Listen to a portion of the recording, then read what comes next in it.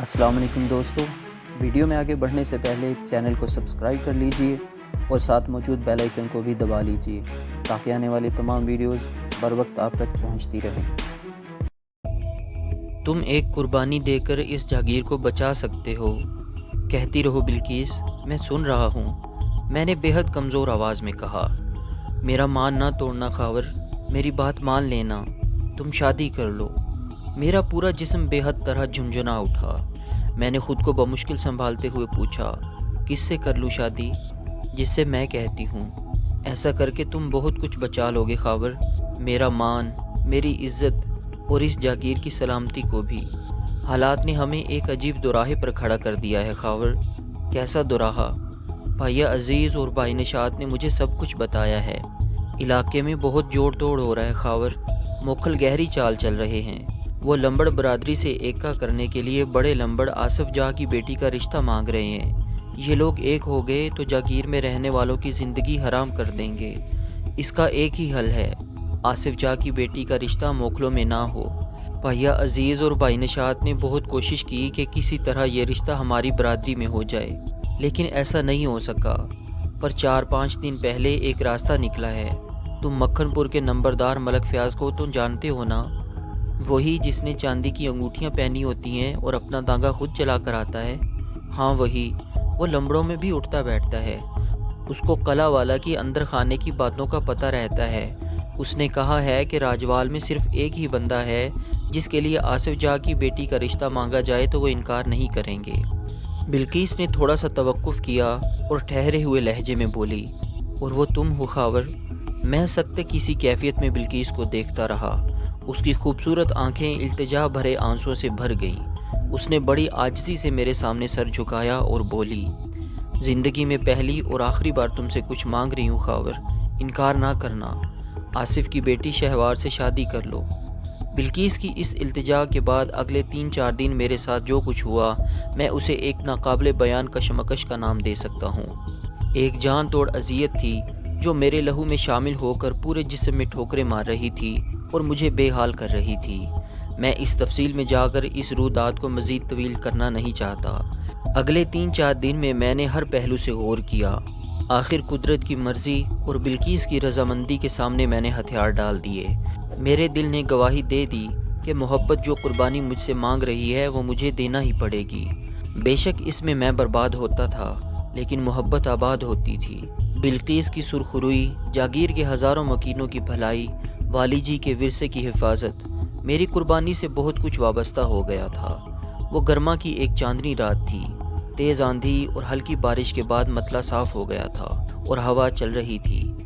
मैंने मुंशी मंजूर के कमरे से इंटरकॉम पर बेगम बिल्किस से रब्ता किया। मुझे 8 पहर से शदीद बुखार था और आंखें जल रही थीं। मैंने बिल्किस को बता दिया कि वही होगा जो वो चाह रही है। बिल्किस की आवाज़ भी भर्रा गई। वो बोली, मुझे पता था खावर, मेरा मान नहीं टूटेगा। मेरे दिल की कैफियत अजीब हो रही थी। मुझे नहीं पता था मैंने सही किया या नहीं।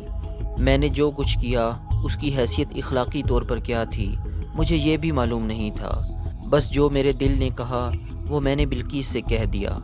मैंने कहा, बिल्किस ये सोच मुझे ज़िंदा मार रही है कि हमारे रास्ते जुदा हो रहे हैं। तुम ऐसी बातें करोगे तो मैं भी मौत के नज़दीक पहुंच जाऊंगी।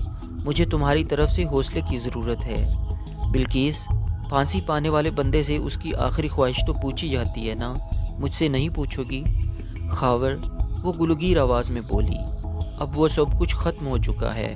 अब ख़ुद को कांटों में ना घसीटो और ना मुझे। तुम्हारा मतलब है जो कुछ हमारे दिलों में पैदा हुआ वो सब कुछ गलत था? मैं गलत या सही की बात नहीं करती, मगर वो जो कुछ भी था उसे दुनिया कबूल नहीं करती, कोई भी कबूल नहीं करता। यानी वो गलत है, मैं ये नहीं कहती, लेकिन वो जो कुछ भी है हमारे दिलों में रहेगा। हम एक दूसरे के लिए अच्छा सोचेंगे, एक दूसरे को दुआओं में याद रखेंगे। चलो जो तुम कहती हो वही होगा। लेकिन बिल्किस, जानवर को भी ज़िबा करने से पहले पानी पिला देते हैं। ऐसी बातें क्यों करते हो खावर? वो रूहानसी हो गई।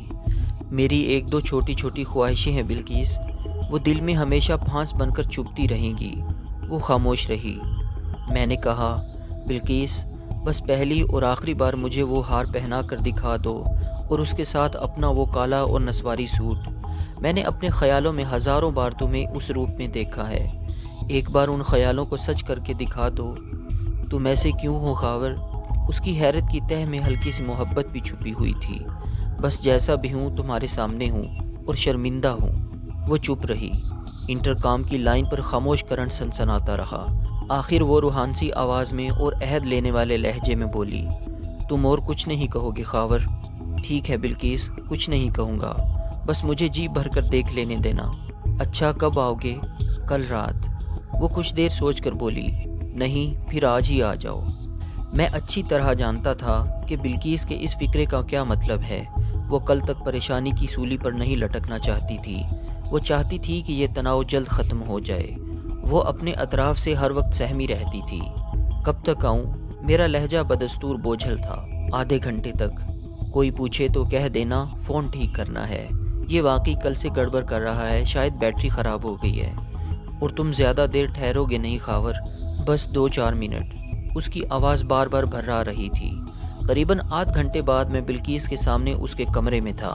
وہ سیاہ اور نسواری سوٹ میں تھی، کمرے کے وسط میں سر جھکائے خاموش کھڑی تھی۔ لالٹین کی روشنی میں ایک سوگوار تصویر نظر آتی تھی۔ میں اس کو پوری توجہ سے دیکھتا رہا۔ اور میرا ہار؟ میں نے پوچھا۔ اس نے اپنے گلے پر سے نسواری دوپٹے کو تھوڑا سا نیچے کھسکا دیا۔ طلائی ہار اس کے مرمری گلے میں دمک رہا تھا۔ اسے معلوم تھا کہ مجھے کس کر باندھی ہوئی چوٹی پسند نہیں۔ اس کے ریشمی بال ڈھیلے تھے۔ بخار کی شدت سے میری آنکھیں جل رہی تھیں۔ دل میں غم کا ایک سمندر ہلکورے لے رہا تھا۔ بس؟ کچھ دیر بعد اس نے اپنے مخصوص انداز میں پوچھا۔ میں اس کے قریب چلا گیا۔ میری آواز دکھ کے بوجھ تلے کانپتی رہ گئی۔ بلقیس، کہتی ہو تو چلا جاتا ہوں، لیکن یہ آخری بار ہے، پھر پتہ نہیں کبھی اس طرح آمنے سامنے ہوں گے یا نہیں۔ ایک بار مجھے… میں فکرہ مکمل نہ کر سکا۔ ہونٹ کانپ رہے تھے۔ خاور، تم نے کیا کہا تھا؟ وہ ذرا خفگی کے ساتھ کر رہی۔ بس ایک بار۔ میرے لہجے میں کچھ ایسا کرب اور ایسی التجا تھی کہ شاید گوشت پوست کی بلقیس کے بجائے سنگلاخ پہاڑ بھی ہوتا تو ایک بار تھرا جاتا۔ اس نے بے بسی سے میری طرف دیکھا۔ میں نے بےتاب ہو کر اسے اپنے گلے لگا لیا۔ ہمارے چہرے آنسوؤں سے تر تھے۔ ہم کمرے کے وسط میں کھڑے ایک دوسرے میں پیوست تھے۔ ارد گرد کے کمروں میں یکسر خاموشی تھی اور نیم تاریکی میں نیند کے سائے تھے۔ مجھے بھول جانا خاور، اپنی ساری محبت اپنی بیوی کو دینا۔ اس نے سسکتے ہوئے میرے کان میں سرگوشی کی۔ جو تم کہتی ہو وہی ہوگا۔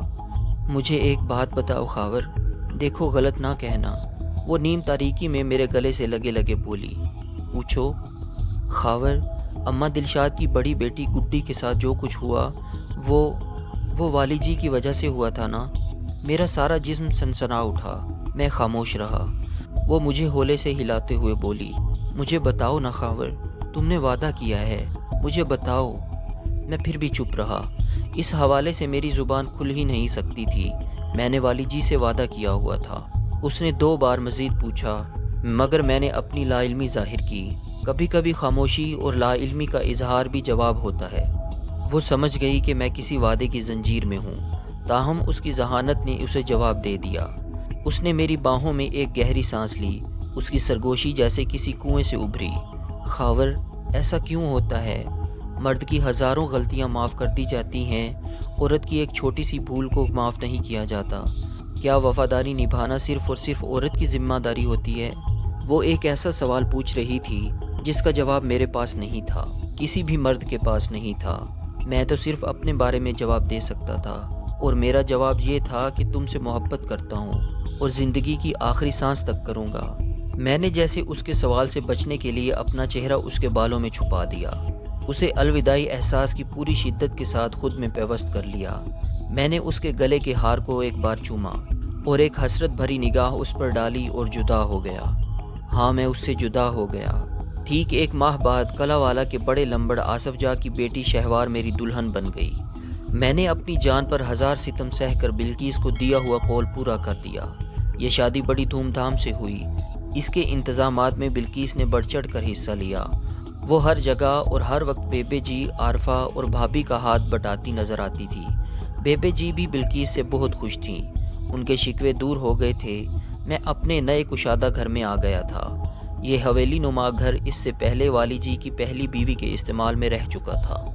شادی کی تیاریوں میں بلقیس کا عمل دخل ہر جگہ موجود رہا تھا۔ گھر کے رنگ و روغن سے لے کر کپڑوں اور زیورات کی خریداری تک، چھوٹی چھوٹی رسموں سے لے کر مہمانوں کی خاطر تواضع تک، ہر موقع پر وہ مستعد اور مصروف تھی۔ بارات سے ایک دن پہلے اس نے ڈھولک بجائی اور اس کی آواز کا جادو میرے گھر کی دیواروں میں سرایت کرتا محسوس ہوا۔ وہ کیا آواز تھی! وہ کانوں سے پہلے دل سے ٹکراتی تھی۔ اس میں ایک تڑپ تھی، ایک پکار تھی۔ وہ کہتی تھی، میرے سینے میں دل ہے، 1000 صدیوں سے اس دل کی حسرت ہے، میں کسی کو ٹوٹ کر پیار کروں اور کوئی مجھ سے ٹوٹ کر پیار کرے، صرف اور صرف مجھ سے۔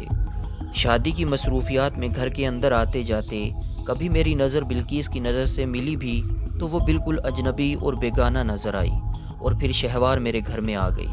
شہوار 23-24 سال کی ایک خوبرو لڑکی تھی۔ اس نے ایف اے کر رکھا تھا۔ میری نسبت اس کا قد تھوڑا چھوٹا تھا، مگر اسے کوتاہ قامت بھی نہیں کہا جا سکتا تھا۔ وہ اپنے ساتھ 5 مربع زرعی اراضی اور بھاری بھرکم جہیز لائی تھی۔ بیبے جی کو جو وزنی کڑے پہنائے گئے ان میں زمرد لگے ہوئے تھے۔ مجھے نئی ماڈل کی ٹویوٹا جیپ اور تازی نسل کے 10 شاندار گھوڑے تحفے میں دیے گئے۔ اسی طرح عارفہ اور اس کے خاوند جمیل اور دیگر رشتہ داروں کے لیے نہایت قیمتی تحفے اور کپڑے وغیرہ تھے۔ یہ علاقے کی ایک یادگار شادی تھی۔ چھوٹے اور بڑے موکھل نے بھی بدلِ ناخواستہ اس میں شرکت کی۔ میرا پرانا مخالف لیاقت کالا ایک دوست کی طرح اس میں شریک ہوا۔ شادی کی رات میں نے شہوار کا گھونگھٹ اٹھایا اور کہا، شہوار، ہر شخص کا ایک ماضی ہوتا ہے، میرا ہے اور تمہارا بھی، لیکن آج سے ہم اس ماضی کو بھول کر ایک نئی زندگی شروع کر رہے ہیں۔ میں جانتا ہوں کہ میرے بارے میں کچھ باتیں تمہارے کانوں تک بھی پہنچی ہوں گی۔ میں اس بارے میں کسی طرح کی صفائی پیش کرنا نہیں چاہتا، لیکن ایک بات پورے یقین سے کہہ رہا ہوں، تمہیں مجھ سے کسی طرح کی شکایت نہیں ہوگی۔ وہ ہولے سے منمنائی، میں کوئی جواب تو طلب نہیں کر رہی ہوں۔ شہوار کے ساتھ میری زندگی کا آغاز بظاہر نارمل تھا، مگر یہ صرف مجھے پتا تھا کہ یہ نارمل نہیں ہے۔ ایک نوجوان خوبرو دلہن کا شوہر ہونا یقیناً ہزارہا لوگوں کے لیے ایک پرلطف تجربہ ہوتا ہوگا، مگر میں پوری سچائی سے بتاتا ہوں کہ میرے لیے ایسا نہیں تھا۔ میں اس تجربے کو شاید ایک مثال سے واضح کر سکوں۔ جس طرح ہمیں اکثر کھانے کی رغبت نہیں ہوتی، لیکن جب ہم کسی کے مجبور کرنے پر کھانا شروع کر دیتے ہیں تو پھر شروع والی بے رغبتی کم ہو جاتی ہے، بس میرے ساتھ بھی کچھ ایسا ہی ہو رہا تھا۔ ہاں، یہ بات ہے کہ میں نے شہوار کو اپنے اندر کے خلا کا ذرا احساس بھی نہیں ہونے دیا۔ شہوار کے ساتھ شادی سے پہلے مجھے جاگیر میں ایک بلند مقام حاصل ہو گیا تھا۔ اس شادی کے بعد میرے مرتبے میں مزید اضافہ ہوا۔ اب میں جاگیر کا سالار ہونے کے ساتھ ساتھ ایک زمیندار اور ایک طاقتور برادری کا جمائی بھی تھا۔ جاگیر کے کاموں میں میرا عمل دخل خود بخود بڑھ گیا۔ ہر کام میں مجھ سے مشورہ لیا جانے لگا۔ بلقیس براہ راست تو مجھ سے بات نہیں کرتی تھی، تاہم چودھری نشاط اور رونق علی وغیرہ کے ذریعے ہر کام میں مجھ سے صلاح لیتی تھی۔ راجوال میں میرا جو سفر دودھ دھونے والے ادنا ملازم سے شروع ہوا تھا، وہ اب ایک با اثر زمیندار کی منزل تک پہنچ گیا تھا، اور میری اس پرواز کے پیچھے جو توانائی تھی اس کا سرچشمہ صرف مجھے معلوم تھا۔ بس ایک آواز، ایک لشکارے مارتا کوکا اور ایک جھکی جھکی نظر۔ یہ شہوار سے میری شادی کے قریباً 6 ہفتے بعد کی بات ہے، جب میری ازدواجی زندگی کو پہلا شدید جھٹکا لگا۔ میں اپنے گھر کی چھت پر بیٹھا حامد کو ریاضی کا ایک سوال سمجھا رہا تھا، ساتھ ساتھ ہم دونوں اپنے باغ کے آم چوس رہے تھے۔ اچانک ملازمہ اللہ رکھی اوپر آئی اور پریشان لہجے میں مجھ سے مخاطب ہو کر بولی، چودھری جی، شہوار بی بی آپ کو بتا کر کہیں گئی ہیں؟ نہیں تو؟ وہ اپنے کمرے میں نہیں ہے؟ نہیں جی، میں نے دیکھ لیا ہے۔ میں کھڑا ہو گیا۔